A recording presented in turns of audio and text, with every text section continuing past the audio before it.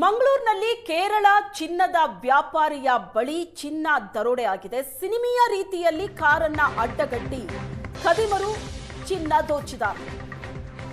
Asianet ಸುವರ್ಣ ನ್ಯೂಸ್ನ ಬಳಿ ಇದೆ robbery CCTV ದೃಶ್ಯ. ಪಕ್ಕಾ ಫಿಲ್ಮಿ ಸ್ಟೈಲ್ನಲ್ಲಿ ಕಾರನ್ನ ಅಡ್ಡ ಹಾಕಿ ಖದೀಮರು ಚಿನ್ನ ದರೋಡೆ ಮಾಡಿದ್ದಾರೆ. ರಾಬರಿಯ ಸಿಸಿಟಿವಿ ದೃಶ್ಯ ಏಷ್ಯಾನೆಟ್ ಸುವರ್ಣ ನ್ಯೂಸ್ ಬಳಿ ಇದೆ. ಸುರತ್ಕಲ್ ಬಳಿಯ ಬೈಕಂಪಾಡಿ ಹೆದ್ದಾರಿಯಲ್ಲಿ ನಡೆದಿರೋದು. 2 ಇನೋವಾ 1 ಸ್ವಿಫ್ಟ್ ಕಾರಲ್ಲಿ ಖದೀಮರು ಬಂದಿದ್ರು. ಪಯ್ಯನೂರಿನ ವಿಕಾಸ್ ಅನ್ನೋ ಚಿನ್ನದ ವ್ಯಾಪಾರಿ ಬಳಿ ದರೋಡೆ ಮಾಡಿದ್ದಾರೆ. ದೃಶ್ಯದಲ್ಲಿ ನೋಡ್ತಾ ಇದ್ದೀರಿ. ಮೊದಲ ಕಾರು ಖದೀಮರ ಕಾರಿದು. 2 ಇನೋವಾ 1 ಸ್ವಿಫ್ಟ್ ಕಾರ್. ಎರಡನೇ car Innova car, 1 Swift car. 3 ಕಾರ್ನಲ್ಲಿ ಬಂದಿದ್ರು ಖದೀಮರು. ಸುಮಾರು 25 ಲಕ್ಷ ಮೌಲ್ಯದ ಚಿನ್ನ ಹಾಗೂ ನಗದು ಕದ್ದು ಪರಾರಿಯಾಗಿದ್ದಾರೆ. ವಿಕಾಸ್ ಕುಟುಂಬ ಮದುವೆ ಸಮಾರಂಭ ಮುಗಿಸಿ ವಾಪಸ್ ಆಗ್ತಾ ಇದ್ರು. ಮಹಾರಾಷ್ಟ್ರದ ಸಾಂಗ್ಲಿಯಿಂದ ಮಂಗಳೂರಿಗೆ ಬರ್ತಾ ಇದ್ದಾಗ ದರೋಡೆ ಆಗಿದೆ.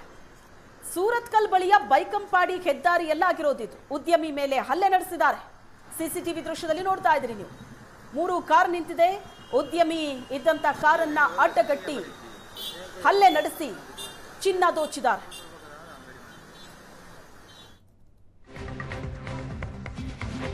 ಒಟ್ಟು 3 ಕಾರ್ನಲ್ಲಿ ಬಂದಿದ್ರು ದರೋಡೆಕೋರರ ಗ್ಯಾಂಗ್.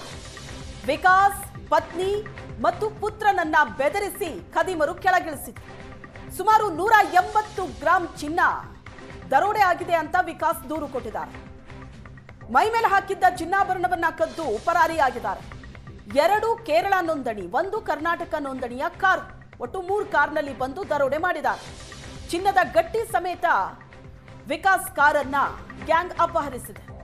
ಬೈಕಂಪಾಡಿಯಲ್ಲಿ ಕಾರ್ನಿಂದ ವಿಕಾಸ್ನನ್ನ ಗ್ಯಾಂಗ್ ಕೆಳಗಡೆ ಇಳಿಸುತ್ತೆ.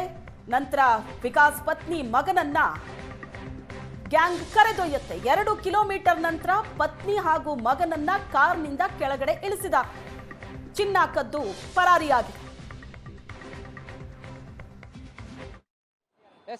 ಬೆಳ್ಳಂಬೆಳಗ್ಗೆ ಮಂಗಳೂರಿನ ಬೈಕಂಪಾಡಿಯಲ್ಲಿ ನಡೆದಿರುವಂತಹ ದರೋಡೆ ಪ್ರಕರಣ ಏನಿದೆ, ಇದು ಬಹಳ ದೊಡ್ಡ ಸಂಚಲನಕ್ಕೆ ಕಾರಣ ಆಗಿರುವಂತದ್ದು.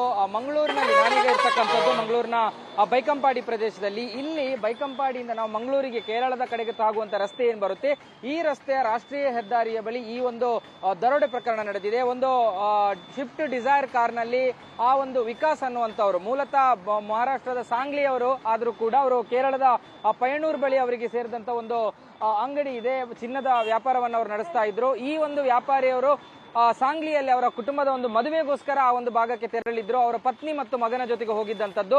ಈ ರಸ್ತೆಯಾಗಿ ಹೋಗ್ತಾ ಇದ್ದ ಸಂದರ್ಭದಲ್ಲಿ 2 ಇನ್ನೋವಾ ಕಾರ್ನಲ್ಲಿ ಬಂದಂತಹ ಕಿಡಿಗೇಡಿಗಳು ದರೋಡೆಕೋರರು ಏನಿದ್ದಾರೆ ಅವರು ಗಾಡಿಯನ್ನ ಈ ಒಂದು ಭಾಗದಲ್ಲಿ ಲಾಕ್ ಮಾಡ್ತಾರೆ. ಇಲ್ಲಿ ನಮಗೆ ಬಹಳ ಸ್ಪಷ್ಟವಾಗಿ ಅಂದ್ರೆ ಆ ಒಂದು ಸ್ವಿಫ್ಟ್ ಡಿಸೈರ್ ಕಾರ್ ಏನಿದೆ, ಆ ಕಾರು ಮತ್ತು ಬೇರೆ ಇನ್ನೋವಾ ಕಾರುಗಳೇನಿತ್ತು ಆ ಕಾರುಗಳ ಮಾರ್ಕ್ಗಳು ನಿಮಗೆ ಕಾಣ್ತಾ ಇರುವಂತದ್ದು. ಯಾಕಂದ್ರೆ ಬಹುತೇಕವಾಗಿ ಅವರು ಆ ಕಾರ್ನ ಮೇಲೆ ಒಂದು ಆಕ್ಸಿಡೆಂಟ್ ಮಾದರಿಯಲ್ಲಿ ಮಾಡಿ ಆ ಕಾರನ್ನ ಸ್ಟಾಪ್ ಮಾಡಿದ ರೀತಿಯಲ್ಲಿ ಕಾಣ್ತಾ ಇದೆ. ಅದರ ಜೊತೆಗೆ ಆ ಒಂದು ಕಾರ್ನಲ್ಲಿ ಇದ್ದಂತಹ ವಿಕಾಸ್ ಅವರನ್ನ ಹೊರಗಡೆ ಎಳೆದು ಅವರು ಆ ಕಾರನ್ನ ಮತ್ತೊಬ್ಬರು ಚಲಾವಣೆ ಮಾಡ್ಕೊಂಡು ಹೋಗಿದ್ದಾರೆ. ಪತ್ನಿ ಮತ್ತು ಮಗನನ್ನ ನೇರವಾಗಿ ಕೂಲೂರು KCL ಕೂಲೂರು ಬ್ರಿಡ್ಜ್ ಏನಿದೆ ಆ ಬ್ರಿಡ್ಜಿನ ಬಳಿ ಕರ್ಕೊಂಡು ಹೋಗ್ತಾರೆ. ಅಲ್ಲಿ ಪತ್ನಿ ಮತ್ತು ಮಗನನ್ನ ಡ್ರಾಪ್ ಮಾಡಿದ ಬಳಿಕ ಅಲ್ಲಿಂದ ಸುಮಾರು ಅವರ ಕಾರ್ನಲ್ಲಿ ಕಾರು ಸಮೇತ ಅವರು ದರೋಡೆಕೋರರು ಪರಾರಿಯಾಗಿರುವಂತದ್ದು. ಸದ್ಯಕ್ಕೆ ಸಿಕ್ಕಿರೋ ಮಾಹಿತಿ ಪ್ರಕಾರ 180 ಗ್ರಾಂನಷ್ಟು ಚಿನ್ನಾಭರಣ ಇತ್ತು. ಅಂದ್ರೆ ಸುಮಾರು ಒಂದು 20 ರಿಂದ 22 ಲಕ್ಷ ರೂಪಾಯಿ ಚಿನ್ನಾಭರಣ ಇತ್ತು ಅನ್ನುವಂತ ಮಾಹಿತಿಗಳು ಸಿಗ್ತಾ ಇರುವಂತದ್ದು. ಈಗಾಗಲೇ ಸದ್ಯಕ್ಕೆ ಇದು ರಾಷ್ಟ್ರೀಯ ಹೆದ್ದಾರಿ. ಇಲ್ಲಿ ಆ ಭಾಗಕ್ಕೆ ತೆರಳುವಂತದ್ದು ಕೇರಳಕ್ಕೆ ಸಾಗುತ್ತೆ. ಇಲ್ಲಿಂದ ಕೇರಳದಿಂದ ಉಡುಪಿಯ ಕಡೆಗೆ ಸಾಗುವಂತ ಹೆದ್ದಾರಿ. ಒಂದು 2:30 ರಿಂದ 3 ಗಂಟೆಯ ಸುಮಾರಿಗೆ ಈ ಘಟನೆ ನಡೆದಿರುವಂತದ್ದು. ಸದ್ಯಕ್ಕೆ ಎಲ್ಲ ಸಿಸಿಟಿವಿ ಫುಟೇಜ್ ಗಳನ್ನ ಪೊಲೀಸರು ವಶಕ್ಕೆ ಪಡೆದಿದ್ದಾರೆ. ಯಾವುದರಲ್ಲೂ ಕೂಡ ಬಹಳ ಕ್ಲಾರಿಟಿ ಅನ್ನುವಂತ ಕ್ಲಿಯರ್ ಕಟ್ ಪಿಕ್ಚರ್ಗಳು ಪೊಲೀಸರಿಗೂ ಕೂಡ ಸಿಕ್ಕಿಲ್ಲ. ಸದ್ಯಕ್ಕೆ ಇದಕ್ಕೆ ಸಂಬಂಧಪಟ್ಟಂತೆ 4 ತಂಡಗಳನ್ನು ರಚನೆ ಮಾಡಲಾಗಿದೆ. ಆ 4 ತಂಡಗಳು ತನಿಖೆಯನ್ನು ನಡೆಸ್ತಾ ಇರುವಂತದ್ದು. ಬೇರೆ ಬೇರೆ ತಂಡಗಳು ಕೇರಳ ಇರಬಹುದು, ಮಹಾರಾಷ್ಟ್ರ ಇರಬಹುದು, ಕರ್ನಾಟಕವನ್ನ ಕೇಂದ್ರೀಕರಿಸಿ ತನಿಖೆಯನ್ನು ನಡೆಸ್ತಾ ಇದ್ದಾರೆ.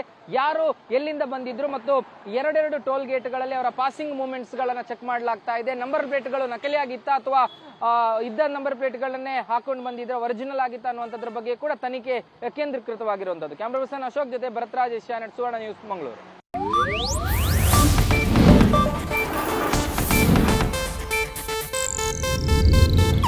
ಇದು ಏಷ್ಯಾನೆಟ್ ನ್ಯೂಸ್ ನೆಟ್ವರ್ಕ್ ಪ್ರಸ್ತುತಿ.